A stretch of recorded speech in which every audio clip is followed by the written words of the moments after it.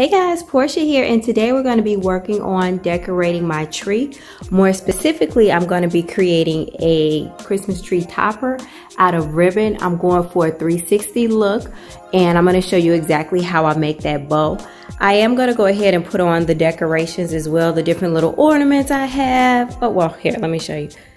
So we're going to be adding some ornaments and flowers, and of course we got our lights, and we'll see how it turns out. So let's go to the work table to start on the bow. Alright, so we are going to be using some really pretty ribbon, gold and red on the outside, and the inside is like a velvet texture. I have this for some scrap ribbon that I am going to use to tie off the center, as well as tie it onto the tree, scissors, and a tape measure. So what I'm going to do first, let's go ahead and get this open. What I'm going to do first is actually measure off my tails, because I want 4 cascades or 4 little tails coming down. Oh goodness, that is so pretty. I don't know if you guys can see it glittering, but that's going to be gorgeous on top of the tree. So what I want is to make some tails. My tree is 7.5 feet tall. So what I'm going to do is measure out 14 feet, and I am going to cut those in half. So 2 14 feet. So it'll be 4 tails hanging down, you know, around, you know, front, back, side, side. So let's just go ahead and get that cut. All right, so we have our 14 feet measured off. And so let's just cut that in half. The remainder of the ribbon is going to be our bow. And so I'm also going to just take this 14 feet and cut it in half. And like I said, it'll cascade down our tree. I don't want it to go down to the bottom. I'll just have it cascade from the top and vary the lengths as it falls down from the tree. So right now we can go ahead and just set that aside. And then I'm gonna cut about 12 inches, maybe a little bit more to give me some room to work with. Now with this ribbon, like I said, it's just scrap ribbon. I'm gonna use this to tie down the center. We'll go ahead and set that aside as well. All right, so I want my bow to be approximately 16 inches wide. So I'm gonna be working between the 20 and the 4-inch mark. That's gonna give us approximately 16 inches. And when we work with the ribbon that's 2-sided, if you have a ribbon that's the same on both sides, you don't have to worry about this bit.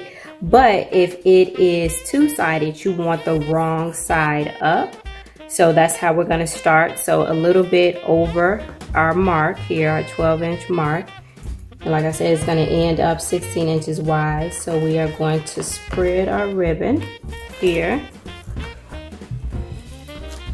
And we're going to twist right here in the center.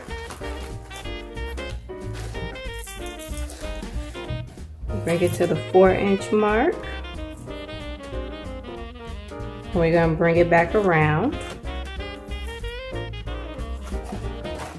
And then we are going to twist again, wrong side facing up. And then we are going to keep going in this manner until we have as many, pretty much as wide as we want our bow to be, or as full. You know, that's totally up to you. And so what I'm gonna do is just keep going until we can't go any further. That's what I'm gonna do, because I wanna use up all of this ribbon. It is too pretty to go sit somewhere in a box for another year. All right, so we got our loops. At this point, we are going to go ahead and add in our tails. Probably end up cutting that a little bit shorter, but we're approximately the same size on each side. Wouldn't worry too much about that. All right, so I have my tails here, and I folded them in half, and now it's time to bind everything together. I'm gonna put that there like that in the center. And we're gonna grab that scrap piece of ribbon that we cut earlier.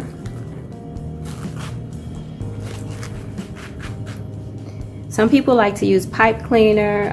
You can even use floral wire. I hadn't decided what I was gonna use, but I decided now I'm gonna stick with my scrap ribbon.